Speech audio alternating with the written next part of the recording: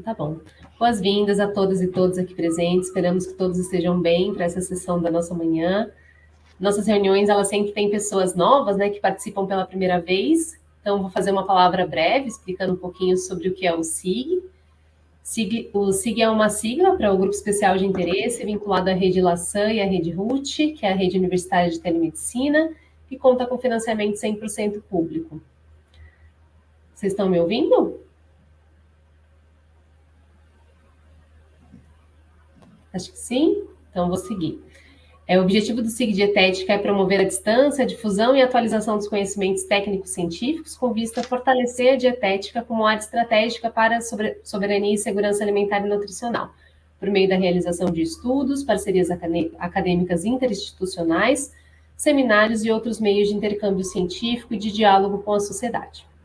O SIG Dietética ele é coordenado pelo Laboratório de Dietética Experimental da Unifesp, e tem a sua gestão partilhada com um comitê executivo, formado pelas professoras Angélica Maurício, da Universidade Federal do Paraná, Aline Rissato Teixeira, da Faculdade de Saúde Pública da USP, professora Beth Slater, também da Faculdade de Saúde Pública da USP, professora Caroline Capitani, da FCA da Unicamp, Lília Zago, do Instituto de Nutrição da UERJ, professora Lúcia Guerra, da UFMT, professora Isabelle Santana, também da UERJ, professora Josiane Stellucci, da Unifesp, por mim, Samantha Mescoloto, também da Unifesp, e pela professora Semina Misdomeni, que coordena esse comitê executivo também da Universidade Federal de São Paulo. Vou deixar aqui alguns informes, só para que a nossa comunicação seja melhor nessa sessão, né? E essa reunião está sendo gravada para divulgação posterior, e para que a gente evite ruídos no ambiente, eu vou pedir para que vocês mantenham o microfone no modo mudo, e ao final da apresentação a gente tem uma rodada para comentários e perguntas, e aí sim podem abrir os microfones, utilizar ali a função do bate-papo, ou levantar a mão também logo abaixo ali da apresentação. A sessão ela tem duração de 1h30, e a gente vai tentar reservar ali o tempo final, depois da exposição da convidada, para as perguntas, e as inscrições elas podem seguir sendo feitas pelo chat ou pelo emoji com a mãozinha levantada. Hoje o nosso seminário, né, hoje o nosso webinário, ele é com a professora doutora Cristi Soraya Coelho, que é nutricionista, com mestrado em Tecnologia em Saúde, Informática em Saúde, pela PUC do Paraná, com doutorado pelo Programa de Pós-Graduação em Nutrição Humana Aplicada, do Programa Interunidades FCF, FEE e FCP da Universidade de São Paulo, com pós-doutorado pela Faculdade de Ciências Farmacêuticas da USP e Universidade de Costa Rica, é pesquisadora do Food Research Center e é vice-presidente da rede Latin Foods, com gestão 2025-2027. Atualmente, a professora Cristi trabalha na Tabela Brasileira de Composição dos Alimentos, a TBCA, com atualização e gerenciamento e as suas aplicações a partir de um website. Também é responsável pelo desenvolvimento das ferramentas computacionais NutriPersona e NutriReceitas. E tem coordenado e ministrado aulas no curso de capacitação para estimativa de composição química de preparações para pesquisadores da América Latina, participante da rede Latin Foods. Desejo um bom webinário a todas e todos. Muito obrigada pela presença, professora Cristi, e a palavra está com você. Qualquer coisa eu estou por aqui. Eu agradeço o convite e a oportunidade de estar participando desse webinar. A Aline tinha comentado comigo sobre essa rede e a professora Semiramis acabou fazendo esse convite para estar falando um pouco a respeito dessa temática extremamente importante quando a gente pensa em dietética, né? Mas também em outras áreas que acabam utilizando composição química de preparações e de ingredientes. A ideia é a gente falar um pouco a respeito do trabalho que nós estamos desenvolvendo na Tabela Brasileira de Composição de Alimentos e como é feito toda essa questão relacionada a cálculo. Eu vou deixar minha câmera fechada por causa da instabilidade da internet e depois eu retorno quando a gente fizer a discussão.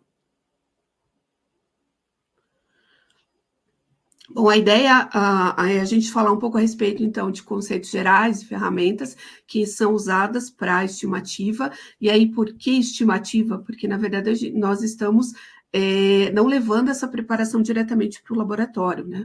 Mas utilizando bases de dados ou tabelas de composição para procurar estimar quanto que teria de composição final nesse preparo, né? Nessa preparação que está sendo analisada. Então, conceitos gerais e ferramentas, quais são os métodos que são utilizados para fazer essa estimativa, quais são os fatores que são aplicados e quais os trabalhos que estão em andamento no momento relacionados, então, aí, tanto ao Brasil quanto à América Latina, né?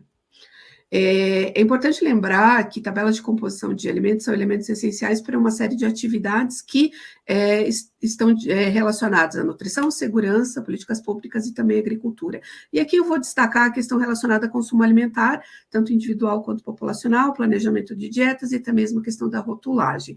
Esse material já foi disponibilizado, né? Então vocês também têm acesso a uma parte teórica bem importante relacionada à composição de alimentos. E aí, quando a gente pensa na questão dos hábitos alimentares da população brasileira, a gente tem uma diversidade muito grande, até pela nossa própria colonização.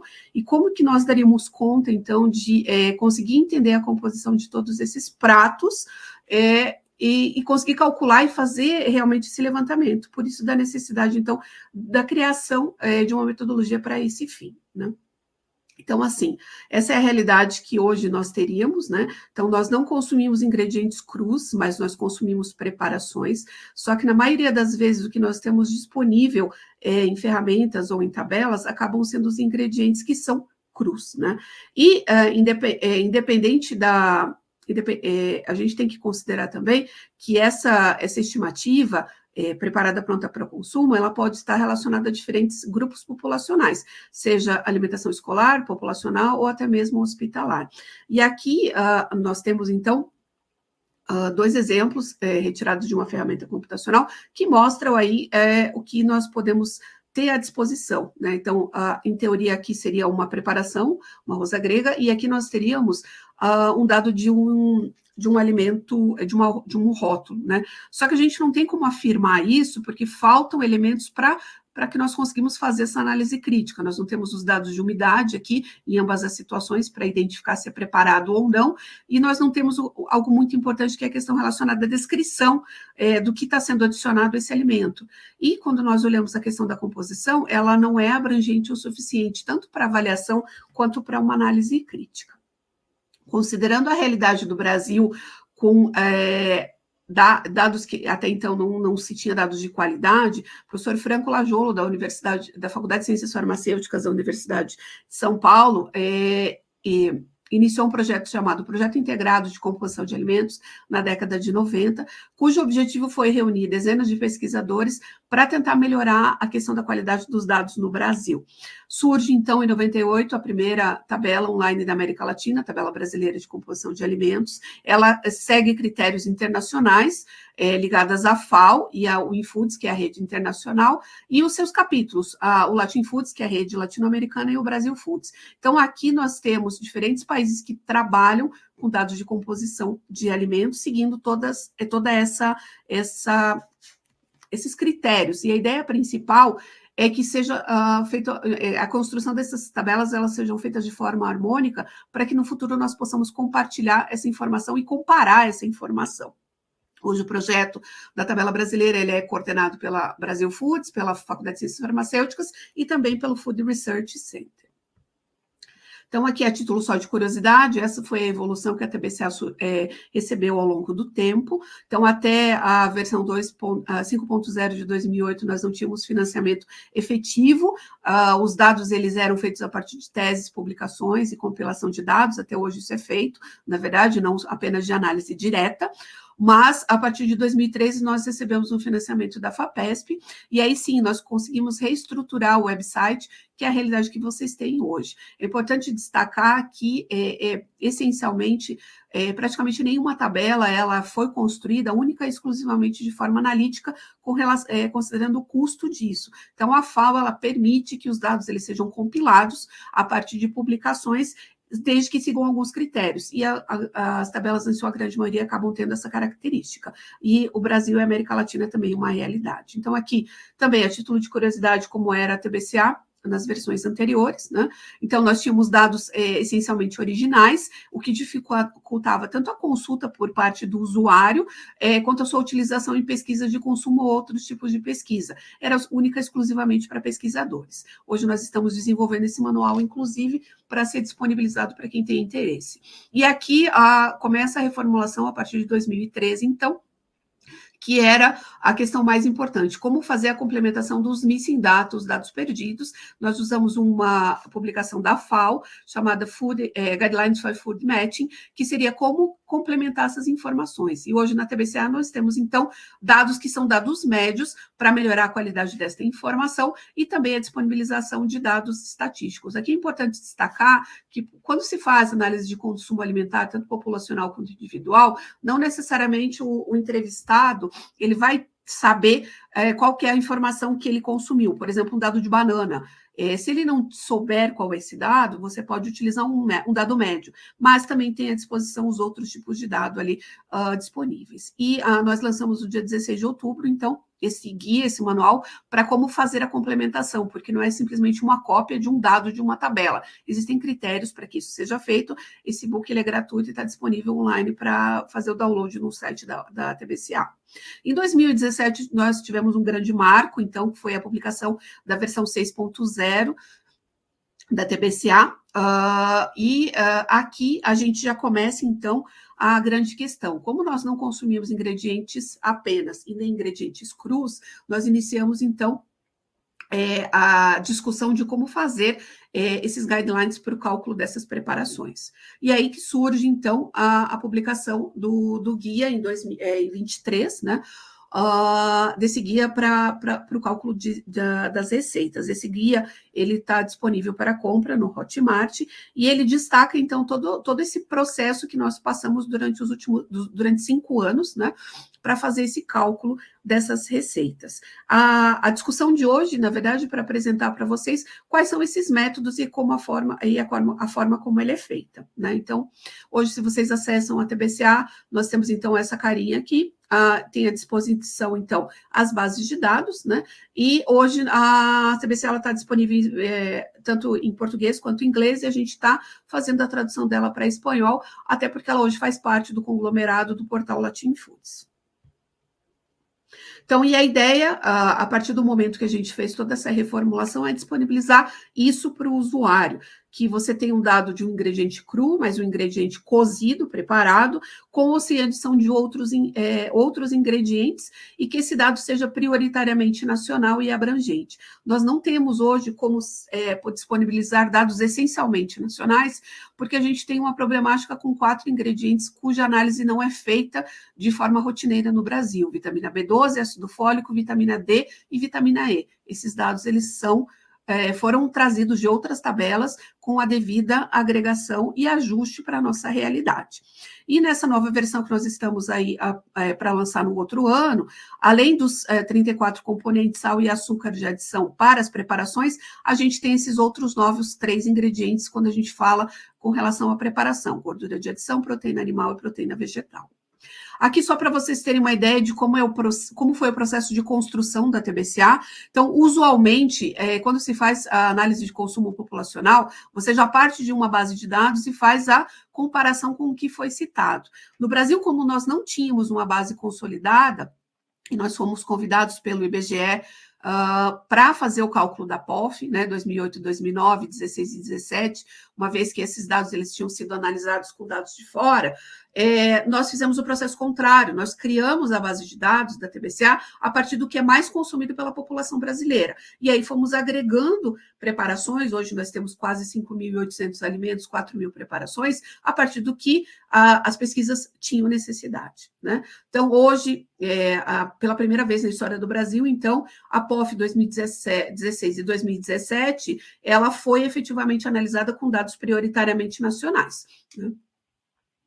Aqui tem um grupo que hoje trabalha com a POF, com a TBCA, perdão, o professor Franco Lajolo, que foi o idealizador do projeto, o professor Elizabeth Wenzel, que foram quem lançou a TBCA, hoje ambos estão aposentados, e quem assumiu a coordenação foi o professor Eduardo Purgato. A Eliana, hoje ela ajuda, ela é pesquisadora dentro do FORC, e ela que lançou, então, a versão em 98 da POF, da TBCA, e eu que entro nesse projeto a partir de 2014. Hoje, nós duas que estamos à frente, então, desse processo todo de atualização. O grande boom desse processo todo aconteceu durante a pandemia, nós estávamos praticamente em casa, os nossos pets estão aqui como referência ao nosso apoio emocional, a gente sempre brinca que eles nos ajudaram muito nesse processo, porque foi extremamente trabalhoso esse processo, uma vez que a gente estava preso em casa, né, durante a pandemia, mas foi quando teve o grande boom de aumento das preparações e também do trabalho todo realizado pela POF, pela TBCA. Aqui, então, tem a versão nova, 7.3 da TBCA, o layout já está sofrendo ajustes e adaptações, né? Oficialmente ele vai ser lançado somente ano que vem. E a grande diferença hoje que vocês vão visualizar é que quando vocês fazem a consulta na parte da informação estatística para as preparações, algumas já têm descrito quais são os ingredientes e a forma que foi feito o processo de cálculo, qual foi o método utilizado, qual é a referência e quais os ingredientes, e aí vocês vão entender um pouco melhor isso no decorrer dessa minha fala. E aí essa informação ela vai estar tanto disponível no site e quanto no aplicativo também, versão Android e iOS. Essa iniciativa ela também está sendo feita na América Latina, considerando que a maioria dos países hoje não tem uma base de dados para consumo alimentar. Então, a gente está fazendo esse mesmo processo na Costa Rica, que foi onde eu fiz meu estágio de pós-doutorado, né? E a partir de coletas de consumo alimentar deles, nós estamos também auxiliando no processo de construção da base de dados deles, considerando que foi citado pela população. Bom, é importante lembrar alguns conceitos que fazem parte do universo da técnica dietética e da nutrição, que também tem relação direta com a estimativa da composição química. Um deles é o índice de conversão, fator de cocção, ou fator de rendimento, que é o percentual que o alimento perde ou ganha de peso durante o seu processo de cozimento. E normalmente ele está associado diretamente à água, exceto no caso da carne, que também tem um pequeno percentual de perda de gordura. No caso de indicador de parte comestível e fator de correção, seria aquela parte que é dispensada, não é consumida, durante o processo de preparo. As tabelas, por via de regra, elas já trabalham com o índice de parte comestível. Só que é importante lembrar que hoje a gente tem o que nós chamamos de partes não convencionais. E se espera que isso também seja consumido, como cascas, raízes, sementes, né? Que também tem um aporte nutricional, e até para evitar a questão relacionada ao grande desperdício.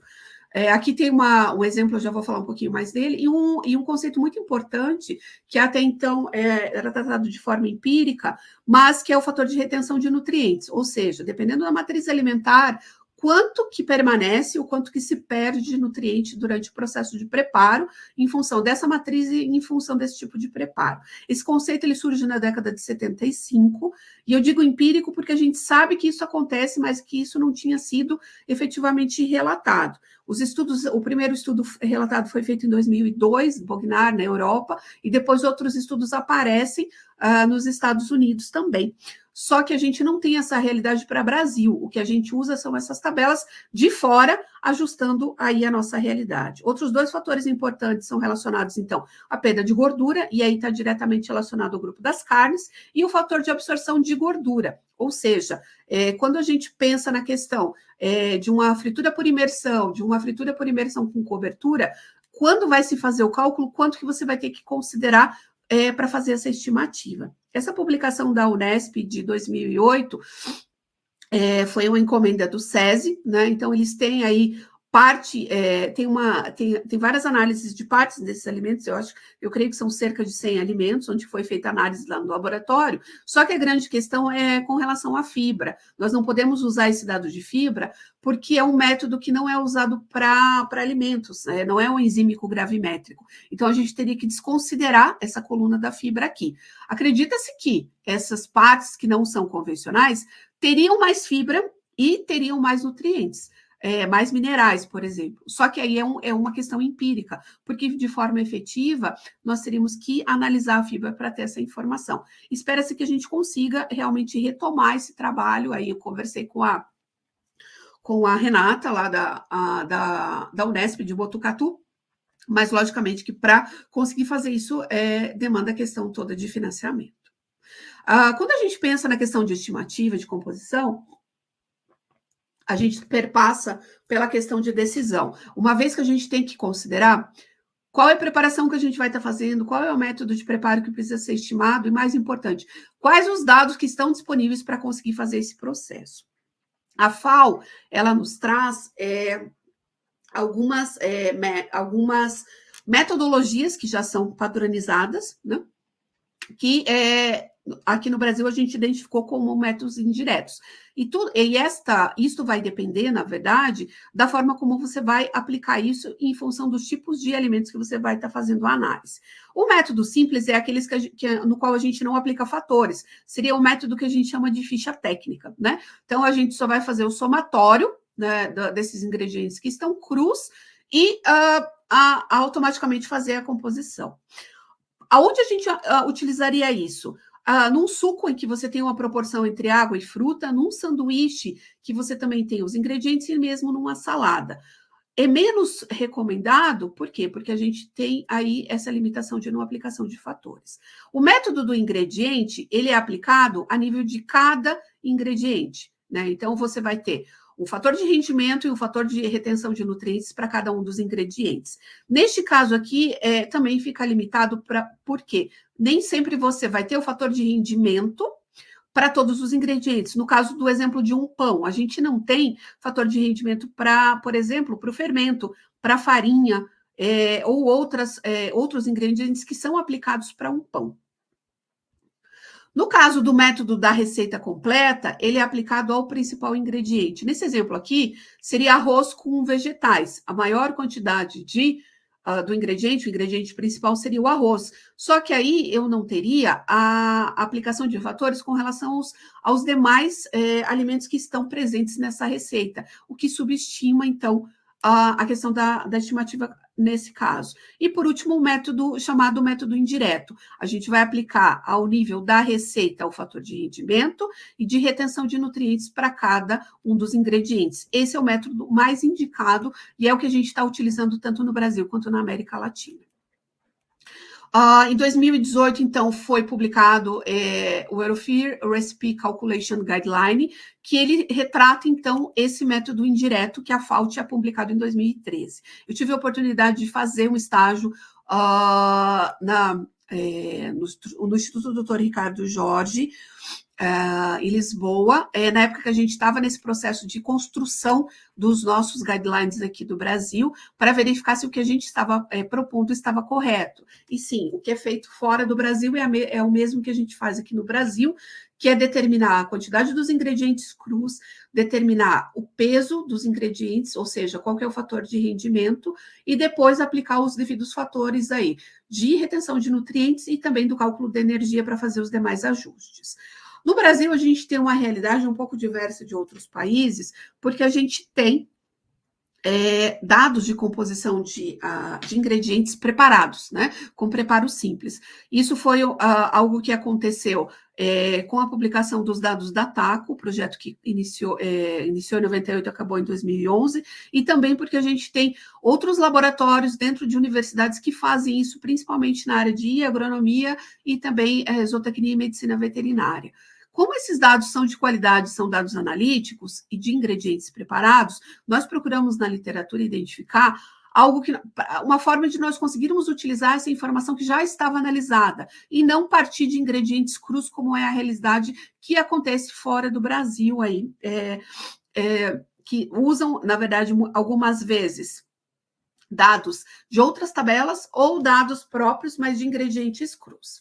Então, aqui, essa publicação do Food Composition Data, ele fala que a gente pode, sim, fazer a estimativa da composição a partir de uma proporção de ingredientes dentro de uma receita. Então, aqui nós estaríamos considerando como se nós levássemos essa preparação aí para o laboratório, porque a gente já está partindo de dados analíticos. O que nós precisamos fazer no Brasil foi identificar parâmetros, então, de qual seria a proporção desses ingredientes, criar esses critérios para que a gente conseguisse utilizar essa metodologia descrita nessa publicação e também utilizar os dados que nós tínhamos disponíveis aí, e nós temos disponíveis aí dentro do Brasil.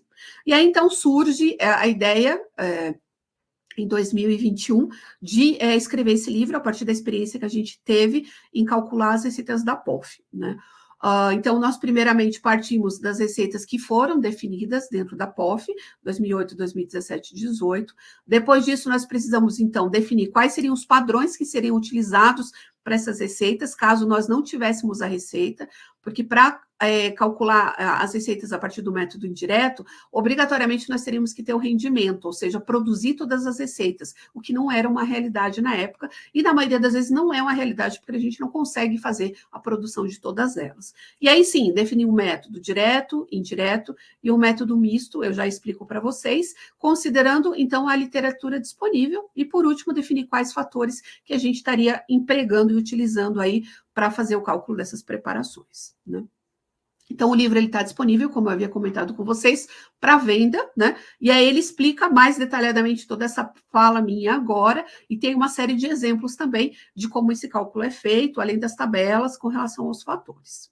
Bom, as referências que nós utilizamos, o que estava publicado aí no Brasil, infelizmente é pouco, e uma das questões até que eu conversei com a Aline, né, e conversei com outros professores de técnica dietética, se a gente não conseguiria, por exemplo, criar uma rotina dentro dos laboratórios de técnica dietética, de tentar padronizar essas receitas, porque esse material é muito rico, são receitas que são produzidas e que têm os fatores de rendimento. Isso ajudaria muito na produção de novos cálculos de estimativa e até para disponibilizar para que outros profissionais e alunos pudessem utilizar também, né?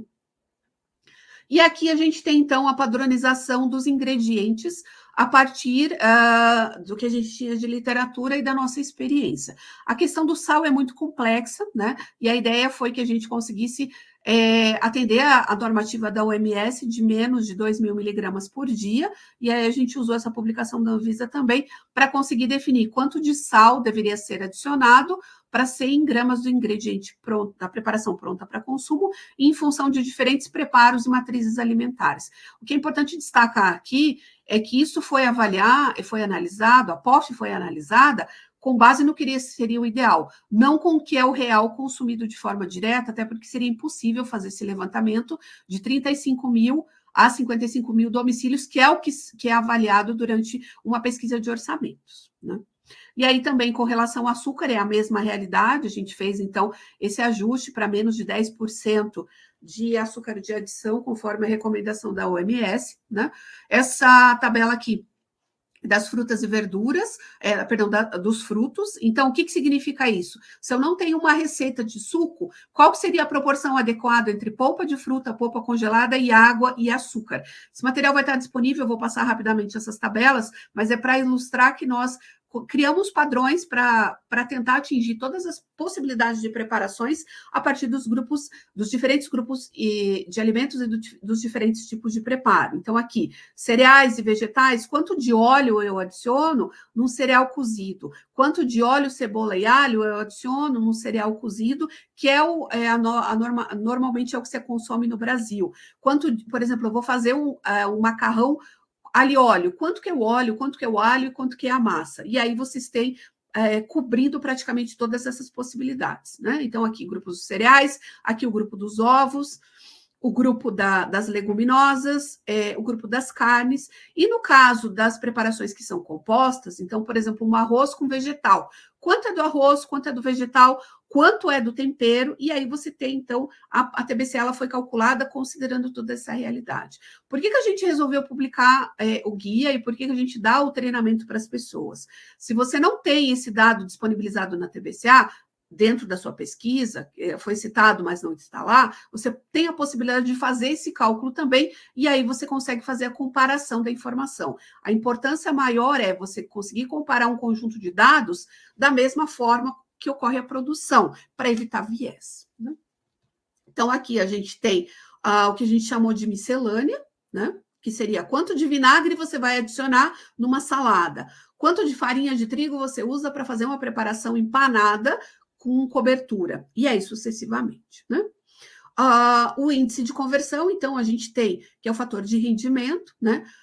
Nós temos publicados apenas com relação a ingredientes somente, né? A gente não tem de preparações, por isso a necessidade de a gente ter essa iniciativa de laboratórios também publicarem esses guias dessas produções dessas receitas, até para que com essa informação a gente consiga melhorar a qualidade das publicações, né? E aqui os fatores de retenção de nutrientes, que aí eles foram publicados com relação ao grupo alimentar, não necessariamente apenas ao ingrediente. E o que significa isso? Quanto que ocorre de perda, então, do nutriente em função da matriz alimentar e do tipo de preparo. Então, por exemplo, aqui a gente tem uma preparação que usa amido, no caso maisena, e é uma base é um alimento à base de farinha de cereal refinado, cozido, e inclui o líquido, por exemplo, o mingau. A gente pode observar que, com relação aos minerais, a gente tem uma estável com relação a isso. Mas, quando a gente vai para as vitaminas, a gente começa a ter uma pequena perda. E a ideia do fator de retenção de nutrientes é detectar isso, né? O fator de perda de gordura é algo bem interessante, que também a FAO traz, e está relacionado ao grupo das carnes. Então, o percentual de perda de peso que ocorre quando você faz o preparo de uma carne, e aí é o único ingrediente só carne, não adição de outros ingredientes, você começa a ter perda de gordura e de água, só de água, menos de 5% de lipídio na matriz alimentar. Mas a partir de 5%, além da água, a gente inicia o processo de perda de gordura em torno de 7%. E o nosso grande rol de carnes aqui acaba se enquadrando nesse grupo aqui. Por que a gente inseriu esse fator aqui?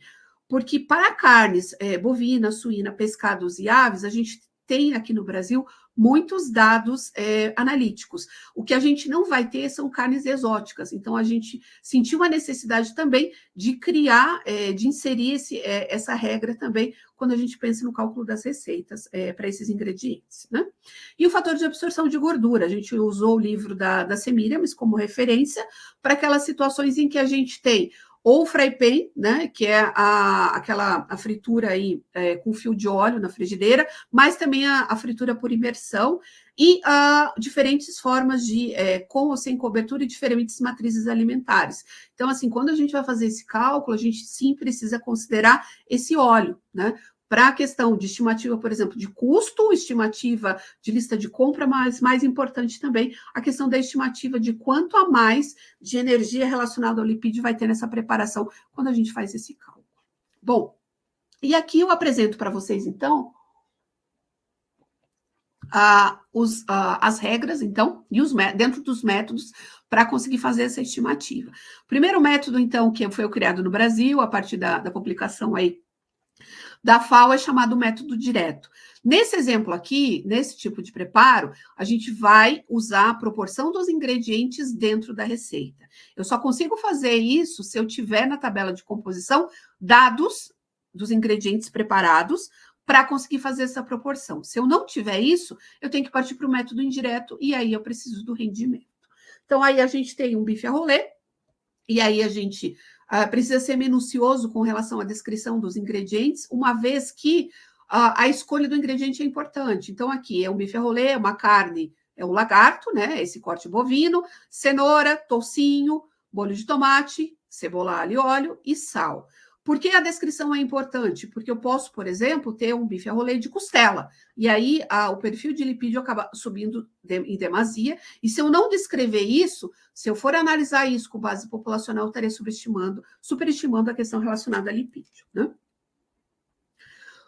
Quando vocês têm acesso à planilha de cálculo, que ela está disponível na TBCA, vocês vão verificar que tudo é feito de forma automatizada, porque é uma planilha do Excel, né? E aqui é uma regra de 3, como normalmente a gente faz. Então, a gente tem de onde saiu essa receita. É extremamente importante fazer a documentação de todas as receitas, até se você precisar voltar ou fazer alguma correção. Na parte superior da planilha, a gente tem a composição para 100 gramas do ingrediente, até porque as tabelas, tradicionalmente, elas são por 100 gramas, né?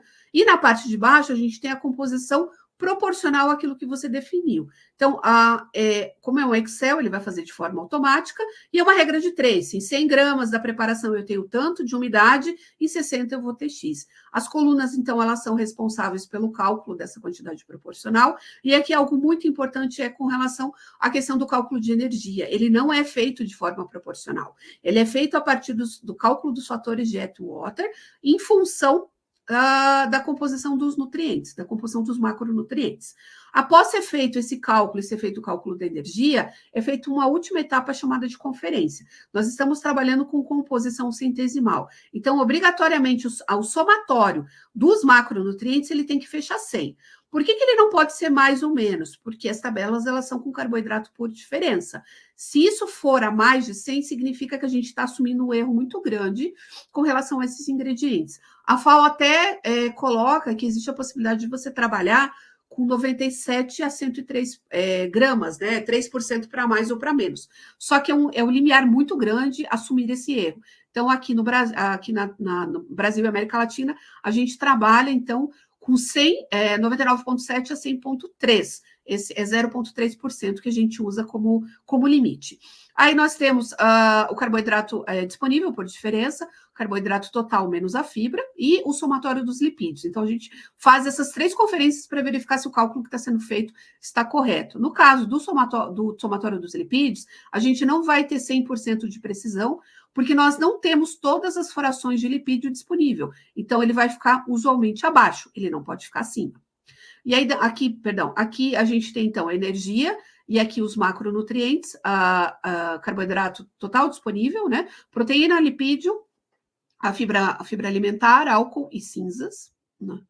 E aqui a gente tem a parte das frações de lipídios e os minerais. O cálculo também é feito da mesma forma. E, por último, a gente tem as vitaminas lipohidrossolúveis. No caso da TBCA, o que a gente fez foi incluir, então, os últimos 5 elementos que são relacionados diretamente ao cálculo aí das preparações. Sal, açúcar, gordura de adição, proteína animal e vegetal, que a partir da versão 7.3 na TBCA já está disponível também. Bom, a gente está trabalhando aqui com o ingrediente preparado, mas caso a gente precise saber a quantidade do ingrediente cru, é só a gente fazer o cálculo inverso aplicando o yield factor, o fator de rendimento. Então, para 60 gramas de carne cozida, com o fator de rendimento de 0,7, que é para carnes magras, nós teríamos, então, praticamente 86 gramas de carne crua, caso eu precise identificar quanto seria deste ingrediente. Aqui não tem aplicação de fatores, como eu havia comentado. Para o método indireto, aí outros critérios precisam ser aplicados. Obrigatoriamente, a gente tem que entender quais são os métodos de preparo pelo qual a preparação passa e a gente precisa ter o fator de rendimento. Então, nesse exemplo aqui, seria um molho branco, um molho bechamel, em que passa por duas fases de preparo. Então, eu tenho a farinha de trigo e a manteiga, ou seja, eu tenho uma base de amido e uma base de gordura, que é o meu agente espessante, que é o roux, e eu tenho um líquido, que é adicionado e que vai ser cozido. Então, eu tenho 2 métodos de preparo aqui. Por que eu preciso identificar isso? Porque os fatores de retenção de nutrientes, eles são em função do ingrediente e em função do método de preparo. Então, para o molho bechamel, eu usei 2 publicações complementares para ter esse rendimento, e eu preciso saber, então, quantos gramas de cada ingrediente dentro dessa receita são necessários para preparar 100 gramas da preparação pronta para consumo. Desculpem. Então, aqui eu tenho as duas referências bibliográficas que eu utilizei para fazer esse preparo. Da mesma forma, vocês vão ver que essa planilha é um pouquinho diferente. Por quê? Porque aqui eu tenho a perda de peso que foi aplicada. Só um momento.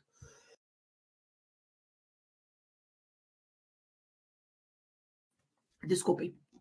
Então, aqui, na parte superior, eu tenho a composição para 100 gramas dos ingredientes, né? Então, o leite, a farinha de trigo e a manteiga. E aí, observem que eu sempre identifico os ingredientes em ordem decrescente, assim como é feito na questão dos rótulos, e eu também faço isso na descrição das receitas, né?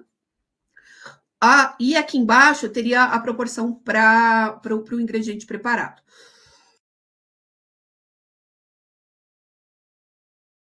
Então, para essa receita, eu preciso de 110 gramas de leite, 75 de farinha de trigo e 75 de manteiga. Então, eu coloquei para preparar 125 gramas dos ingredientes, para que eu tivesse 100 gramas do preparo. Então, esta perda de 25 gramas, ela se refere à umidade dos 3 ingredientes. Aqui, obviamente, você consegue identificar que a maior perda de líquido seria de umidade, de água, seria do leite. Mas a gente sabe que pode acontecer perda dos outros também em menor proporção. Só que no caso da estimativa, não preciso saber de qual é o ingrediente. O que me interessa é o valor final. Depois que eu faço o cálculo da proporção, se vocês fizerem um somatório aqui dessa unidade, vocês vão ver que o valor é muito superior a 72, vai dar quase 98. Se eu somar o 98 com os demais macronutrientes, eu passaria de 100. Por que eu não vou passar? Porque eu vou fazer o desconto dos 25 de umidade que eu perdi aqui. Algo extremamente importante aqui destacar também é que quando a gente tem o preparo dos alimentos, com relação aos macronutrientes, a gente praticamente não tem perda, eles são estáveis, certo? Então, assim, a gente não tem alteração desses pesos quando a gente faz o preparo. Aonde que tem alteração? Nos micronutrientes, e é aí que a gente vai estar aplicando os fatores de retenção de nutrientes. Bem, carboidrato, proteína e lipídio, eles são usualmente estáveis. A fibra é algo ainda a ser verificado e questionado, que no caso da publicação da Bognar, eles colocam que é 1, só que isso é questionável e isso é um estudo que está sendo feito agora na FCF para se determinar se efetivamente é ou não é. Nós acreditamos que na época que foi feito isso, as análises de fibra elas não ocorreram. Por quê? Porque é um processo caro, ele é demorado e ele é extremamente trabalhoso, né, para fazer a análise da fibra. Por isso que foi deixado como 1. Seguindo a sequência aqui, nós fazemos a verificação dos macronutrientes e fazemos também o cálculo da energia pelos fatores de Atwater. E aqui é importante destacar a escolha dos fatores de retenção de nutrientes. Então, a gente tem o leite fervido, a farinha de trigo cozida e a manteiga cozida. Então, assim, não necessariamente a gente vai ter o fator específico da preparação, mas a gente tem que procurar o mais próximo possível. E aí, na sequência, a gente faz a aplicação. Depois da regra de 3, com relação à composição, a gente aplica, então, o fator de retenção de nutrientes aqui. No caso do leite, ele é todo estável, ele é 1, então não vai ter alteração. Mas, por exemplo, na farinha de trigo, vocês vão verificar que para cálcio, ele tem 0,95, ou seja, ele tem uma perda de 5% do cálcio depois do cozimento. E aí é aplicado aqui. Outra informação muito importante é a informação da base de dados sobre NA, ND e traço. NA significa que o nutriente não foi analisado naquela situação. O N dele não foi detectado e o traço, a quantidade é muito pequena. Quando a gente trabalha com ferramentas computacionais e com planilhas do Excel, eles não conseguem trabalhar com letras, precisa ser feita a conversão. E isso precisa ser tem que ter um critério muito grande na análise. Isso determina também a qualidade dessa informação. Não dá para considerar que tudo é 0, porque traço é uma quantidade pequena, ele não é 0. Então, vocês vão verificar que aqui a gente tem... Opa, acho que eu fiz algo errado aqui. A gente tem o traço aqui, certo? Para a vitamina B6 e a vitamina C. Ele transformou aqui em A, porque o Excel ele não consegue trabalhar com letras, né? Só que quando a gente faz a conferência final, a gente retorna essa informação como traço. Isso precisa ser verificado e avaliado e feito no momento final da conferência, né? E aqui, só a título de curiosidade, aqui estão as tabelas, essa é a da Bognar, que é a mais utilizada. Então, nesta tabela número 38, a gente tem aí preparações à base de farinha, a gente está usando uma farinha refinada, cozida, em que se inclui o ingrediente, porque a gente não vai dispensar ele. Então, a gente usaria essa parte aqui. Como eu havia comentado com vocês, se vocês observarem aqui, tudo está como 1, inclusive a fibra, certo?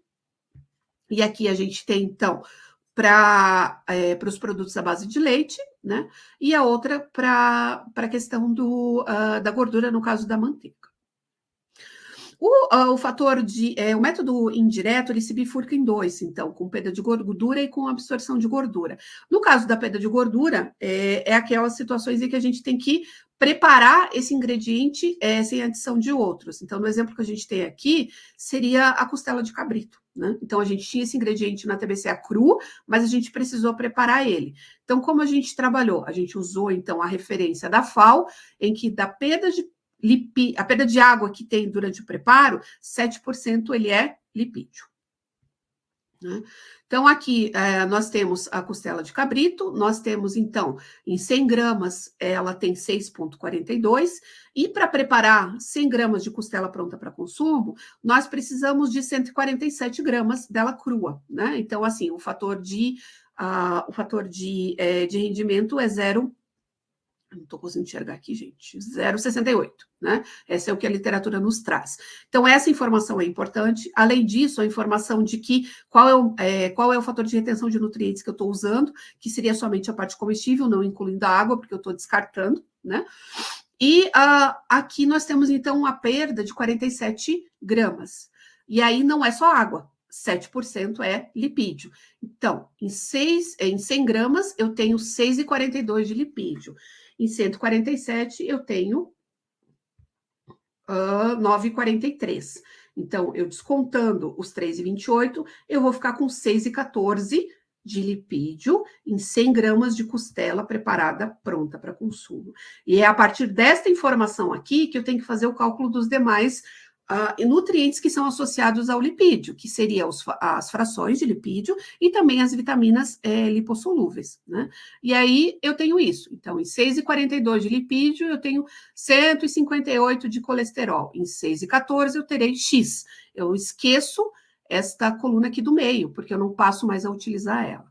E isso se aplica também à questão das vitaminas lipossolúveis.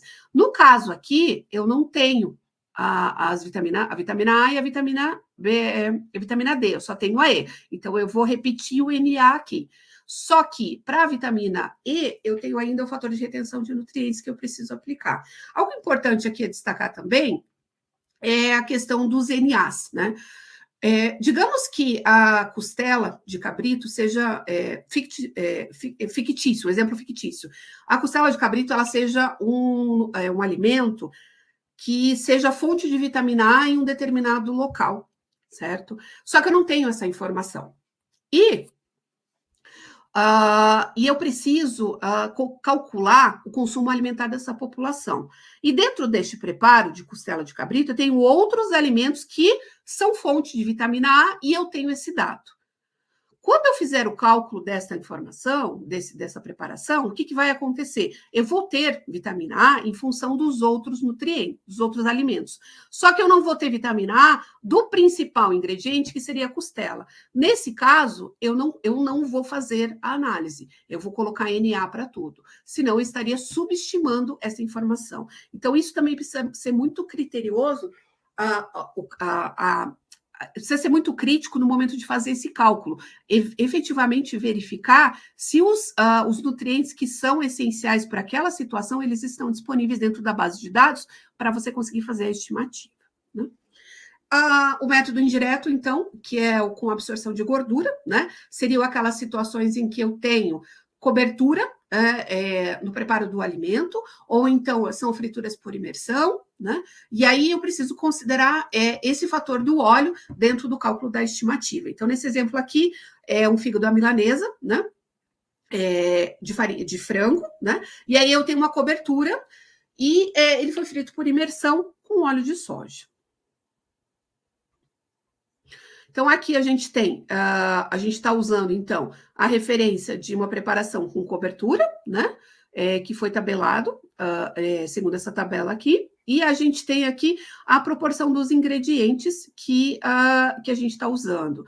Aqui é importante destacar que a gente fez um experimento aí dentro do laboratório de técnica dietética e da Faculdade de Saúde Pública com relação à bife à milanesa, porque como ele era um método teórico, né, a gente ainda não tinha feito isso na prática, e a gente conseguiu validar essas quantidades aqui de forma efetiva, então, assim, essa proporção está correta, né? E aqui a gente tem, então, a gente está usando a literatura com relação ao rendimento, né, e a definição aí dos ingredientes. Então, a gente partiu de 100 gramas do fígado cru, né? As farinhas, o óleo, né? Para fazer esse cálculo. Então, a gente... E outra coisa importante aqui também é a questão da escolha dos fatores de retenção de nutrientes para conseguir fazer esse cálculo aqui. Os demais cálculos, eles são feitos da mesma forma, por regra de 3, verificação da composição centesimal e também o cálculo da própria energia, né? E, por último, é o método misto, que também foi uma realidade que a gente observou aqui no Brasil e a gente acabou ajustando a partir da nossa necessidade. Existem algumas situações em que a gente tem um ingrediente cru, que passa por um método de preparo dentro de uma preparação, ou preparações que passam por mais de um método de preparo. Então, por exemplo, nós temos um pão em que foi passado manteiga e isso foi aquecido numa chapa. Nós temos um bife à parmegiana, a gente tem um molho de tomate, a gente tem um bife à milanesa, é colocado queijo e é gratinado. Então, nesse caso, a manteiga aquecida na chapa, o queijo que vai no forno, a gente vai aplicar o fator de retenção de nutrientes para determinar a perda dos nutrientes. Nesses casos aqui, a gente não aplica o fator de rendimento, porque a perda de peso, a perda de umidade, ela é muito pequena, ela vai ser menos de 10%, então aí não vai impactar no cálculo final, a gente só vai aplicar o fator de rendimento mesmo, né? Então aqui, o exemplo que eu trouxe para vocês, é o da farofa, né? Então é uma farofa com linguiça, farinha de mandioca, e os demais ingredientes, a gente usou todos eles preparados, só que esse óleo de soja aqui, ele está cru, então a gente precisa fritar ele. Outro fator importante que a gente precisa considerar é que o Brasil é um dos poucos países que consome essa preparação, né? E não é uma realidade fora do Brasil o consumo desse tipo de farinha de mandioca, desse formato. As farinhas que são consumidas fora são muito parecidas com a farinha de trigo. No nosso caso, não. É um hábito muito específico daqui. Então, a gente não tem fator de retenção de nutrientes para essa farinha crua. Então, quando a gente vai fazer cálculo que use farinha, normalmente a gente já usa farinha torrada, que já foi analisada considerando todas as perdas. O cálculo a planilha é muito parecida com o do método direto, né? Porque é um cálculo de proporção entre ingredientes, né? Só que a gente tem a adição, então, do fator de retenção de nutrientes apenas para o ingrediente que você vai aplicar, que no caso é o óleo de soja. E como eu havia comentado, como não tem alteração de perda de peso, a gente não precisa usar o do método indireto, a gente acaba utilizando o do método direto com a adição desse fator aqui. Os cálculos são os mesmos com relação à proporção entre os ingredientes e a questão da conferência dos macronutrientes, do cálculo da energia, só que aí no final a gente faz o quê? A gente aplica o fator de retenção de nutrientes no caso do óleo de soja, certo? E aí a gente tem a aplicação e a escolha do ingrediente. Bem, essa árvore de decisão, a gente acabou montando ela durante esse ano, né?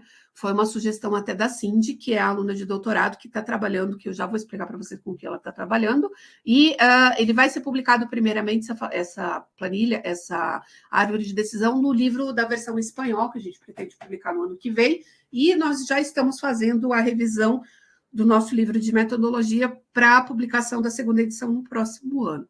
Mas aqui a gente tem um resumo, então, de como a gente faria a escolha do método em função do tipo de preparo e também em função do que tem disponível na tabela. Por isso que é uma questão relacionada à decisão, como eu havia comentado com vocês. Então, a gente tem o ingrediente, a forma de consumo é crua, a tabela, a base de dados, ela disponibiliza ingredientes crus, então a gente vai aplicar o método direto, não tem aplicação de fatores. Quando o ingrediente é preparado e a tabela tem o ingrediente preparado, também é o método direto e também não se aplica fatores. Porém, quando a gente come ele preparado e os ingredientes estão crus, que é a realidade da grande maioria das tabelas, e também existe a situação de que alguns ingredientes não vão se encontrar no formato preparado, por exemplo, a gente não tem leite cozido, farinha de trigo cozida, manteiga cozida, então a gente vai precisar usar um método indireto com a aplicação dos fatores que forem necessários, né? Se a gente come um ingrediente cru ou preparado e a tabela contém cru ou preparado, e aí a gente tem a aplicação do método misto, né? E nós temos aí a aplicação do fator de retenção de nutrientes ou perda e ganho de gordura, mas não necessariamente a gente vai precisar aplicar o fator de rendimento, porque a perda de peso acaba sendo muito pequena. Bom, isso é um método teórico que nós desenvolvemos aí em função da demanda que a gente teve, né, da pesquisa de orçamentos familiares, mas não só ela, outras pesquisas também, que trabalham com o consumo individual e populacional. E nós recebemos um convite em 2021 da professora Carol e da Ana Carolina, da Unicamp, para desenvolver um manual. Eles estavam desenvolvendo um manual fotográfico, né? Só que eles precisavam aí de uma base de referência com relação às receitas para fazer o preparo desses alimentos e também para poder fazer para tirar as fotos, né? Então, esse projeto ele durou quase 3 anos, ele englobou 105 receitas, 55 preparações, e foi usada a base de dados da TBCA para fazer esse cálculo. Para nós foi muito importante esse projeto, porque validou, então, o método teórico, né, que nós tínhamos, para uma realidade que se apresentou aqui. Não foi feita a parte de análise sensorial e ainda não foi feita a parte de análise química, mas para a produção das receitas, ele foi validado. Então, aqui tem a sopa, né, uma sopa, um purê e também a couve, né? E a única receita que a gente precisou fazer o ajuste realmente foi o molho de tomate, mas as demais preparações não precisaram. Para a gente foi muito gratificante saber que aquele método proposto, ele tá funcionando, né? E essa é a carinha do manual, ela ainda não está disponível, mas logo deve estar disponível para fazer download. Bom, e agora a gente está fazendo a validação, que é extremamente importante, que é a partir do método teórico, descobrir se, na prática, o método analítico ele corresponde. E é isso que está sendo feito, uma tese de doutorado que está sendo feita agora, a Cindy ela qualifica na semana que vem, ela é uma aluna da Costa Rica. E o que ela fez? Ela, a partir do que foi mais citado na pesquisa de orçamentos familiares, foram identificadas 11 preparações com receitas e sub-receitas, e foi feita a preparação desses alimentos, né, para que posteriormente eles fossem analisados. Ainda não consigo mostrar dados analíticos, porque ele está em fase de análise, né? Mas algumas coisas que são importantes destacar, por exemplo, foi que agora a gente tem a gente vai ter análise do caldo do feijão. Só do grão, só do caldo e do grão. A gente conseguiu identificar, por exemplo, que o que a gente consome no Brasil não é 50% grão, 50% caldo, mas sim 30% somente de caldo. Isso impacta bastante com relação à questão da composição desse alimento, né? E a questão da fibra também é algo que a gente precisa, está querendo verificar agora, né? E aí, aqui, outra situação, outra coisa importante que foi feito em triplicata, tudo como demanda a metodologia para tabelas de composição de alimentos. Então, ali, o feijão, que era uma questão que a gente tinha muito clara, a questão aqui também da lentilha. Nós fizemos também o bife à milanesa, né? Então, a gente vai analisar só a casquinha do bife à milanesa, só o bife, para verificar essa questão da absorção de gordura. Aqui, algumas análises que estão sendo feitas. Agora, ela está iniciando, já terminou a parte da composição centesimal, agora começa a análise dos minerais, e toda a parte de vitaminas vai ser feita lá na Costa Rica, porque ela retorna para o país dela. Outro trabalho que a gente está fazendo muito importante também é a questão do açúcar de adição dos alimentos preparados prontos para consumo. Tem essa metodologia, foi desenvolvida na Austrália, e depois ela foi reproduzida aqui no Brasil, e a gente está também fazendo isso, a partir dos alimentos que são citados na POF, a gente vai fazer a produção do alimento artesanal, pegar o alimento do supermercado e fazer a verificação se o que está sendo descrito no rótulo efetivamente bate com a quantidade de açúcar de adição.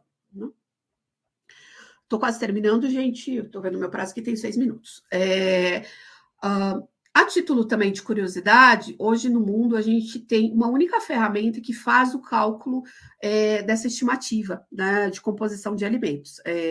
Essencialmente, quem trabalha com isso, trabalha com as planilhas de Excel, que foi o exemplo que eu mostrei para vocês, e tem essa ferramenta aqui chamada Foodcase, que foi uma ferramenta desenvolvida na Suíça. Alguns países fazem a utilização dela, né, é uma ferramenta paga, e usa um método indireto. Eu tive a oportunidade de fazer o uso dessa ferramenta quando eu fui para Lisboa, só que a grande questão é que a base de dados dele é muito diferente da base de dados que a gente usa aqui, o custo acaba sendo muito alto e nós teríamos que retroceder, né? Usar os dados crus e não os dados preparados, como a gente costuma usar aqui no Brasil. Então, aí, nos últimos 3 anos também, a partir do que a gente conseguiu desenvolver na TBCA, a gente também desenvolveu uma ferramenta, então a gente tem o Nutri Receitas, como não tem animação, ela acabou comendo aqui, mas basicamente seria o quê? Nós usamos os ingredientes os dados dos ingredientes que a gente tem na TBCA, a gente consegue definir qual é o método de cálculo, e hoje todo o cálculo de receitas que está disponível na TBCA, ele já está sendo feito de forma automatizada a partir dessa ferramenta aqui. Então, quando vocês, em algumas receitas, quando vocês entram lá na TBCA, vocês já conseguem identificar qual é a quantidade do ingrediente, qual é o ingrediente utilizado, qual é o método, a fonte da receita e se foi ou não utilizado o fator de retenção de nutrientes. Por quê? Porque as receitas elas estão sendo revisadas a partir dessa ferramenta aqui, né? Atualmente, a gente faz, então, esse treinamento, né, sobre a estimativa da composição química de preparações. Fizemos no Brasil e fora do Brasil também. Muitas vezes, as universidades que têm interesse, é só nos contatar, a gente faz esse treinamento. Então, a gente fala um pouco mais amplamente do que foi feito aqui, né? A gente faz uma parte prática, mostrando como fazer o uso disso. Então, Brasil e também toda a América Latina, nós já capacitamos cerca de 400 pessoas aí em toda a América Latina, né? E um outro projeto que está sendo desenvolvido agora, a partir da nossa experiência com relação à TBCA, a gente fez a sugestão, então, para os países da América Latina, e a gente lançou em 24, isso ano passado, o portal Latin Foods, que ele conta hoje com 7 países, o Uruguai acabou de ingressar, além do Brasil, com os seus dados. Hoje nós só temos dados originais, mas a nossa ideia é complementar essa informação e depois cada país ter a oportunidade de fazer o cálculo das suas próprias receitas.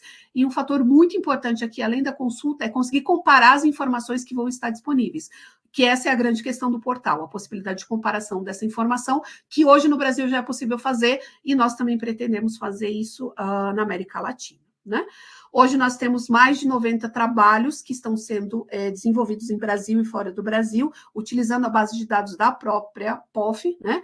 E acho que a questão mais importante hoje é que a próxima POF ela vai ser feita a partir dos dados da TBCA, a partir do momento que a gente começar a receber essa informação, e o próximo ENANI também vai ser feito a partir dos dados da POF, né? E o último projeto, então, aí, que é a parte final do meu pós-doutorado, que a gente consiga fazer, então, uma ferramenta de consumo alimentar aqui para o Brasil. Hoje a gente tem 2 grandes, o NDSR e o Foodcase. A grande questão é que uma usa dados americanos, outra usa dados europeus, né? E a nossa realidade de consumo alimentar é um pouco diversa. Cada país tem a sua particularidade, e a ferramenta ela precisa dar conta disso. Então, a partir do Nutri Receitas, né? A gente vai conseguir desmembrar essas receitas, colocar essa informação, né? Para que as pessoas possam utilizar. Esse projeto ele vai ser validado também na Costa Rica. E para quem quiser saber um pouco mais a respeito do que a gente desenvolve, então, convido vocês a acessar o fork.net.br e o alimentossemmitos.com.br, é onde a gente disponibiliza todas as pesquisas e informações que a gente está fazendo a nível de laboratório. E é isso, muito obrigada.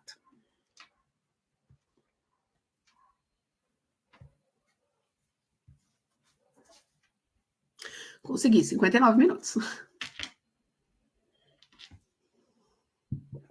Ótimo, Cris, obrigada pelo seu conhecimento compartilhado aqui com a gente. Bastante trabalho, bastante coisa, né? Muito bom te ouvir, parabéns pela aula. Acho que o pessoal também está aqui reagindo, com as palminhas. Muito obrigada pelos comentários.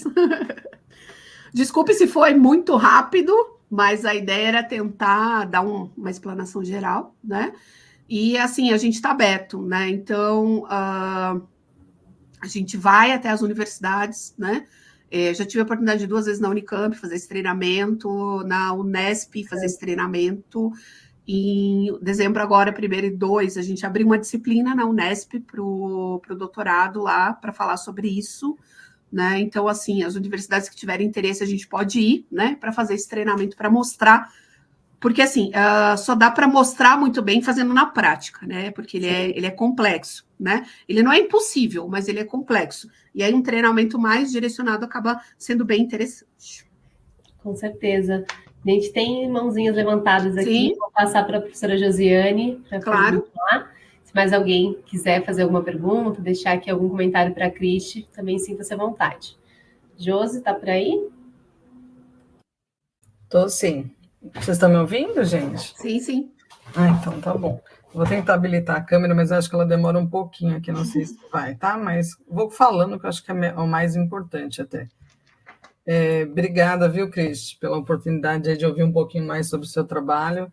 Cris, a gente já se encontrou em alguns momentos. Sim, nos encontramos.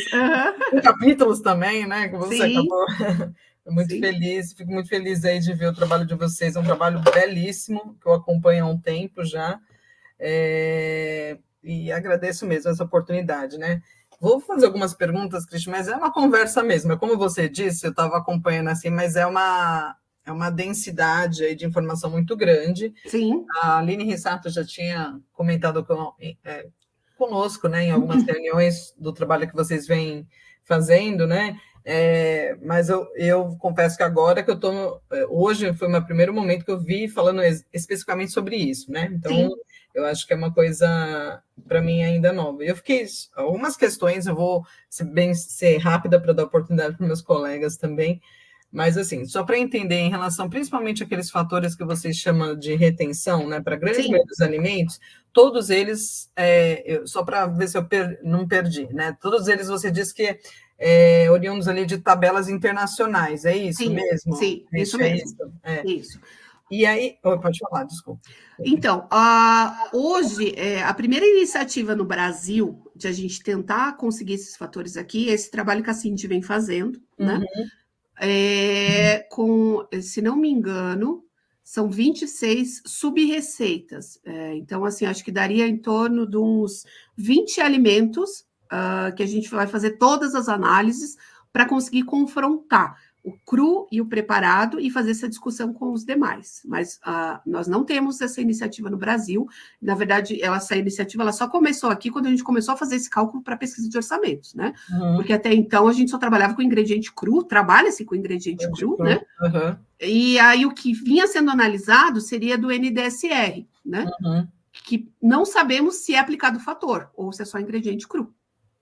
Sim. Só que o que acontece no Brasil é que nós estamos trabalhando com a nossa composição própria, né? Então, são dados regionais, prioritariamente nacionais, e por isso que, na maioria das vezes, a gente procura dar prioridade para os ingredientes já preparados, porque ele foi analisado preparado, ou seja, ele já teve a perda, você não vai aplicar um fator. Entendi. Não, era isso mesmo, que eu ia perguntar o quanto daria de trabalho ter a produção disso, eu ia emendar isso. Aí você imensa! Falou, então... Imensa! Eu falei assim, vou dar mais trabalho para o Fork lá. Então, mas você falou que então já é uma iniciativa dela, algumas coisas que ela está fazendo, né? Essa aluna de doutorado, é isso, né? Sim. Então, assim, o que acontece? Então, imagine que a gente tem um arroz com brócolis, certo? Arroz com brócolis, óleo, cebola e alho. Aí a gente tem arroz, brócolis, cebola, alho, óleo. São 5 ingredientes. Nós teríamos o cru, certo? Nós teríamos a produção deles preparados, os 5, e mais a preparação pronta. Então, nós temos 3 etapas. Entendi. Você entende a dimensão da quantidade de análise? Sim. Tudo em triplicata. Então, por isso da dificuldade que a gente tem dessa produção nacional. Uma situação que nós estamos fazendo agora é pegar a TACO e e confrontar o que foi cru e o que foi preparado e tentar produzir os fatores do que a gente já tem local, né? Entendi. Mas, assim, demanda muito trabalho, né? E, assim, seria uma sugestão, por exemplo, de pessoas que trabalham com pesquisa, de um aluno de mestrado, um aluno de doutorado, também trabalhar com isso. Entendi. Né? Porque, assim, até assim, uma sugestão para esse grupo de entrar na discussão de que formas a gente poderia ampliar essa pesquisa. Né? Então, assim, uma delas foi essa, nos seus laboratórios de dietética, começar a documentar essas preparações, esses fatores de rendimento, é extremamente importante, a gente precisa disso para conseguir calcular, mas talvez a gente conseguisse expandir isso para outras esferas. Tá, até emendar nisso, né? Quando você fala disso dos laboratórios, né? Desse apoio, por exemplo, eu com a professora Semiramis lá na Unifesp, todas as nossas práticas, os alunos produzem ficha técnica de preparação para todas, né? Então, é até uma coisa que depois, em outro momento oportuno, não agora, Cristian, a gente possa até olhar se essa forma como está já é um documento, são dados importantes, né? Então, a gente imagina, a gente trabalha ali com mais ou menos cada prática com 5 preparações diferentes ali. Então, em diversos grupos alimentares, quando a gente explora ali no nosso módulo, então depois a gente pode conversar, até Sim. mesmo para entender assim, se aquilo da forma como está já é uma coisa importante, já é relevante, já seria dados que a gente pudesse trazer para você, e de uma forma a gente pode pegar até isso, pegar um aluno, começar a tabular esses dados e trazer isso como um dado importante, porque acho que é isso, a gente contribuir, né? Para nós é muito importante. Eu que estudo consumo, sim, é muito... É a partir disso, na verdade, né? Para mim, isso é muito importante, um desafio que a gente sempre tem, qualquer que seja qualquer um dos estudos, né? E até assim, complementando essa sua fala, a gente tem que lembrar que a gente trabalha com estimativa, né? Então, assim, a gente não está pegando essa preparação e levando para o laboratório. Então, a gente tem que diminuir ao máximo o viés de erro, né? Então, assim, por isso de todo esse cuidado. A Aline, acho que ela está aí, ela assistiu a minha aula, né? Depois a gente teve a oportunidade de levar isso para a PTCAM, lá na saúde pública. Eu até convido, se for o caso, da gente inserir isso no conteúdo da Unifesp também. Eu vou me prontifico aí para dar essa aula para os alunos, né?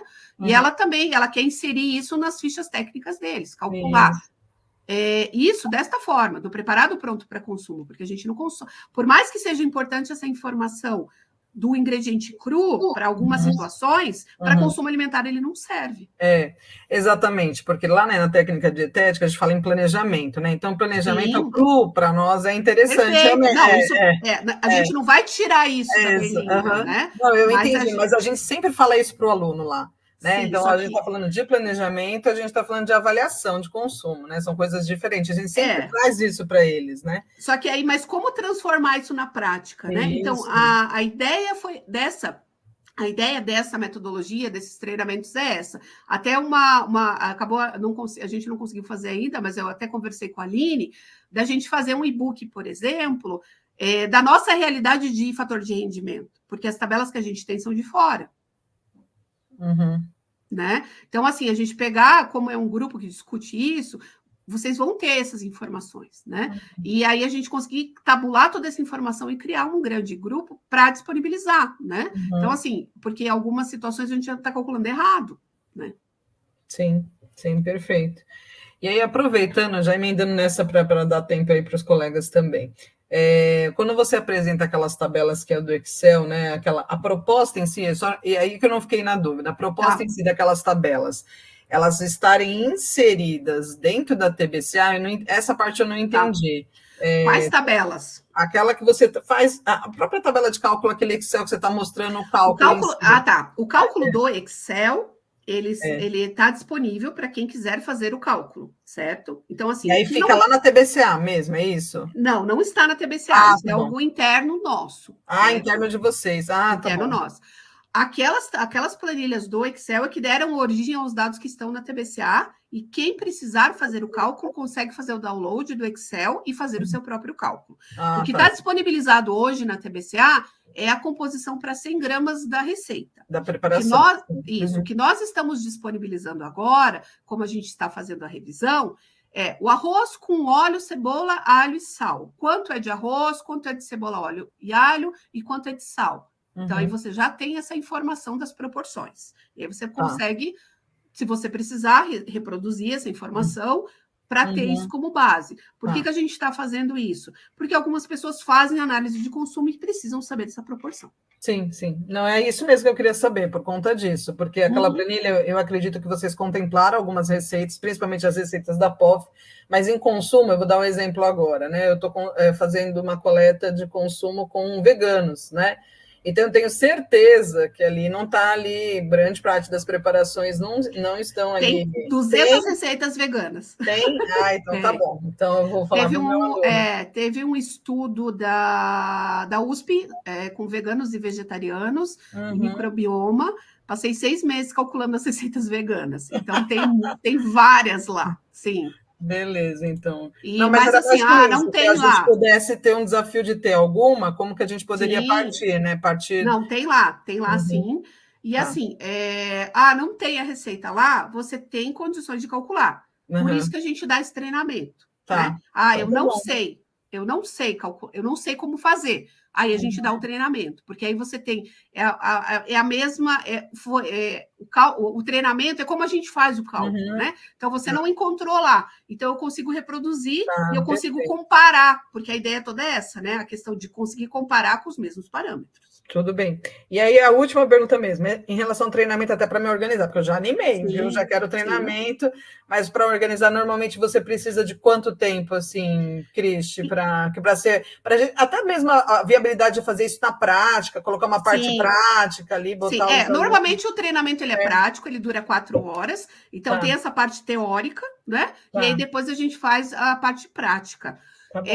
Então, usualmente, a agenda está bem tranquila, né? A única questão é que o ano que vem, se tudo der certo, em março, eu não vou estar no Brasil, né? E aí eu volto só no final do ano. Então, eu teria agenda em fevereiro ou depois no outro ano. Tá bom, perfeito. Eu vou conversar com a professora Semíramis, a gente unir ali, porque nós, acho que principalmente, e ver outros professores que têm realmente interesse, né? Então, muita gente ali da pós-graduação, a gente pode ver isso, viabilizar, sim. Obrigada, viu, Cristian? Eu vou deixar aqui agora, senão eu vou monopolizar os momentos. Imagina. Obrigada mesmo. Eu não consegui habilitar minha câmera, não sei por quê. Cliquei, não foi, mas agradeço. Obrigada também, Samanta. Obrigada, Josiane. Obrigada, Cristian. Acho que a gente segue dialogando, né? A gente vai... Esse webinário serve aí para a gente também conhecer um pouco do seu trabalho e seguir construindo pontes aí para... levar para as universidades. Acho que a gente eu quero me colocar à disposição, né? Eu não sei como é que funciona a questão de participação do grupo, se é possível ou não eu participar, né? Mas até no intuito de trocar essas experiências, essa questão desses trabalhos em conjunto que a gente pode estar desenvolvendo, né? Essa questão do e-book que eu tinha conversado com a Aline, eu acho bem importante, porque são informações que vocês já têm, né? Que é algo que vocês já fazem, então como que a gente poderia organizar isso, né? E a questão dos próprios treinamentos, mas aí eu já não sei se é possível ou não é possível, mas eu estou à disposição. Bom, com certeza, Cristian, a gente volta a conversar, assim, acho que você tem muito a contribuir e a gente tem muito a trocar. Eu agradeço pela sua participação, pela sua presença aqui hoje. Vou só encerrar a gravação. Ô, Samanta, só para falar que ela falou do SIG em específico, ele é aberto, viu, Cris? Pode participar. Na verdade, é sempre muito bem-vinda a participação de outras pessoas nessas discussões, né? Sim. A grande maioria que nós aqui temos uma reunião fechada, mas é administrativa, né? Só por conta da organização, mas todos os outros eventos, os webinários são todos abertos a todo o público, tá? Sim. Obrigada, Aline. Vou pausar a gravação aqui.